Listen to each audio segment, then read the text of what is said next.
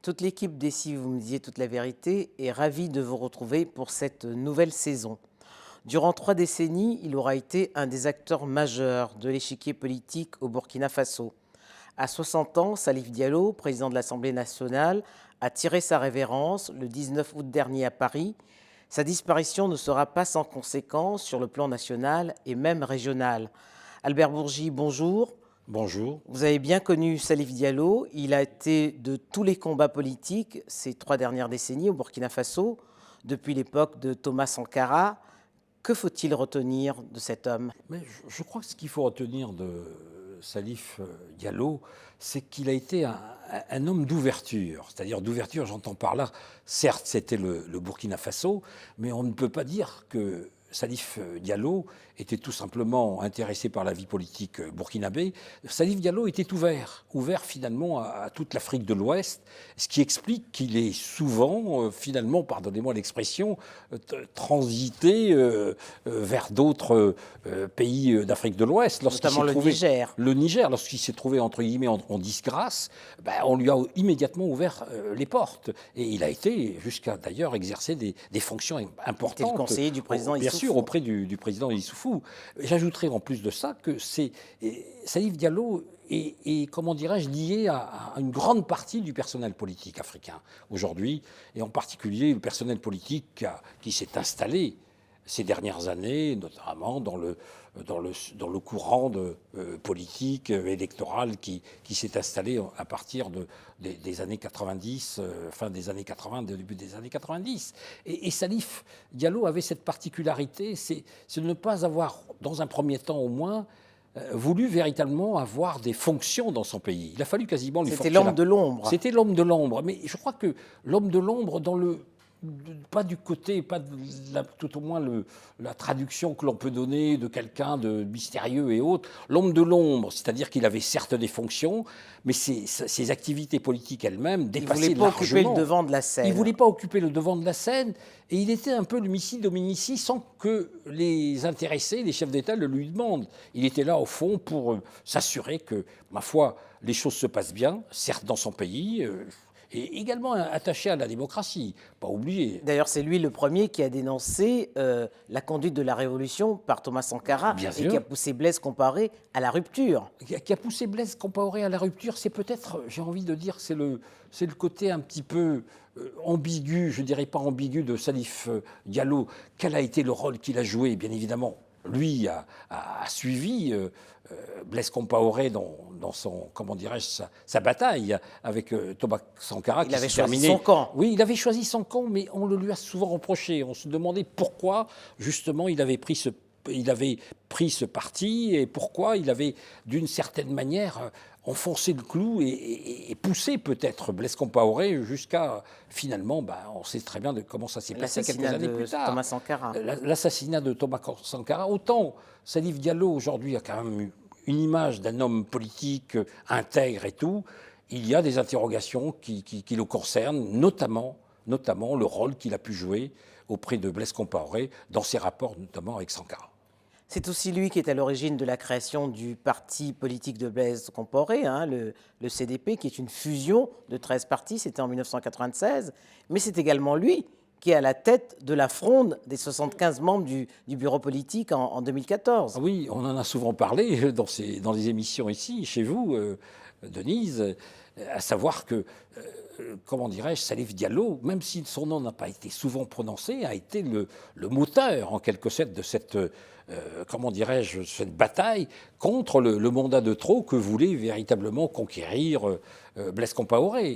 Et de ce côté-là, il a montré que, finalement, les principes, en tout cas politique, était. Il y tenait. Et bien sûr, les principes qui le commandaient, d'une certaine manière, qui commandaient même son attitude ou ses prises de position, ces principes, il les a maintenus, quitte du reste à quitter purement et simplement Blaise Compaoré, qui lui en a tenu rigueur. Quitter Blaise Compaoré, quitter le CDP, le parti, et même lancer la création d'un nouveau parti, le MPP. C'est un faiseur de roi?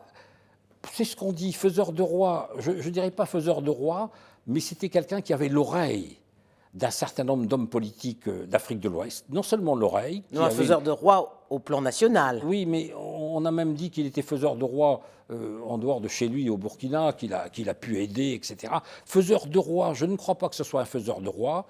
C'était quand même lui qui a créé, c'est aussi lui qui a créé le MPP. C'est lui qui a créé le MPP, mais qui a créé le MPP, il ne faut pas l'oublier, après que Blaise Compaoré, justement, ait voulu et décidé, bien sûr, de s'octroyer un nouveau mandat. Ne pas oublier, le MPP, c'est après c'est une scission si du vous voulez, la CDP. scission du CDP, et notamment la volonté de Salif de quitter précisément le parti présidentiel. Donc c'était pas tout à fait ça. Salif tenait absolument à ce que Blaise respecte bien évidemment les termes de la constitution burkinabé, qu'il ne soit pas candidat, et on l'a dit à plusieurs reprises dans cette émission, hein, ben, il s'est entouré Le d'un certain dernier nombre de mandat aurait personnes. dû être le mandat de 2010. Le mandat de 2010, et c'est vrai que Blaise Compaoré n'a pas suivi, bien sûr, et il en a tenu extrêmement rigueur, puisqu'il a été véritablement pourchassé d'une certaine manière politiquement dans les dernières années, en tout cas du pouvoir de Blaise Compaoré.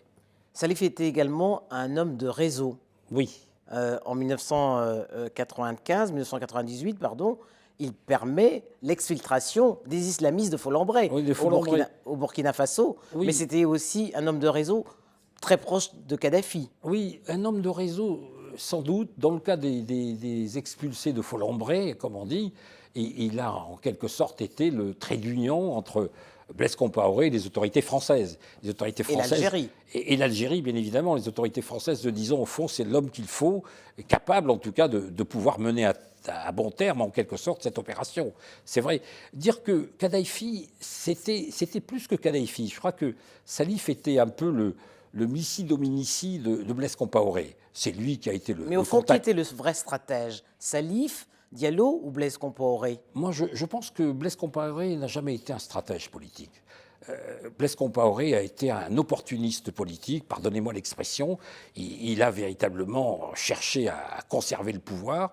Et s'il y avait un stratège, en tout cas du point de vue, j'ai envie de dire théorique, moins pratique que théorique, C'était Salif Diallo. C'était Salif Diallo. Sauf qu'à la fin, il ne l'écoutait pas. On sait très bien qu'au fond, s'il y a eu la fronde contre justement le mandat de trop de Blaise Compaoré, ben cette fronde a été conduite et largement même animée par Salif Diallo, qui a entraîné un certain nombre de personnes, donc Roch Kaboré, bien évidemment, Simon Compaoré, etc. Je crois que ce qui était bien chez Salif Diallo, c'est qu'il n'était pas enfermé dans des cadres idéologico-politiques, c'est-à-dire qu'il était, je pense, un homme ouvert politiquement, largement imprégné de cette volonté d'instaurer la démocratie ou de faire vivre la démocratie dans les pays africains, mais il était également extrêmement conscient. Moi, je me souviens l'avoir vu, mais comme ça, par hasard, à Abidjan, dans des moments extraordinairement difficiles. Je lui dis, qu'est-ce que tu fais là? Il me dit, je viens voir Laurent Gbagbo. Il n'était pas envoyé par qui que ce soit. Il était venu par ses propres moyens, histoire sans aucun doute, enfin de pouvoir peut-être échanger avec le président de la République de Côte d'Ivoire à ce moment-là, envoyé par personne, et il n'a pas été aussi, n'oublions jamais, un partisan de ce qui s'est passé, bien sûr, à partir du Burkina, notamment l'intervention militaire, enfin cette intervention colossale qui a conduit, bien évidemment, à ce qu'on sait à partir de 2002.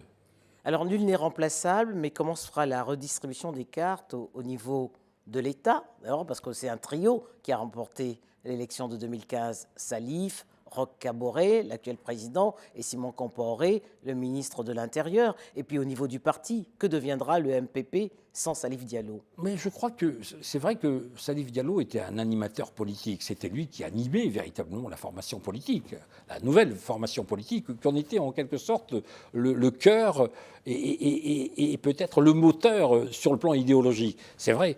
Moi, je pense que en tout cas, la disparition, malheureusement, la mort de Salif Diallo est une sorte de handicap pour l'actuel président burkinabé. Parce que c'est un pays qui est difficile à contrôler, un pays où l'influence directe ou indirecte de Blaise Compaoré n'est pas complètement éradiqué, à l'évidence, où il y a toujours des risques avec ce qui reste, en tout cas, de ce fameux régiment de sécurité présidentielle. On sait très bien qu'il y a eu déjà une tentative de coup d'État qui a échoué. On sait également que le général Diendéré, ma foi, on sait très bien où il est actuellement, et que font ceux qui souhaiteraient peut-être revenir à l'ancienne époque et voir peut-être Blaise Compaoré rejouer un nouveau rôle dans son pays, ne sont pas tout à fait, comment dirais-je, éloignés des activités les plus invraisemblables.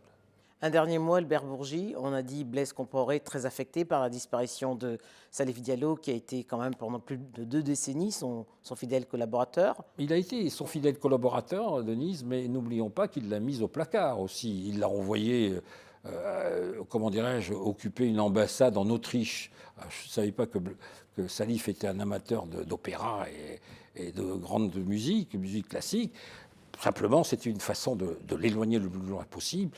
Et je Oui, mais crois, ça s'explique aussi par les relations tendues que Salif avait avec son frère, oui, François Compaoré. avait avec son frère, mais je crois que son frère, bien sûr, on n'exagère pas le rôle qu'il joue et qu'il a joué, notamment dans les dernières années.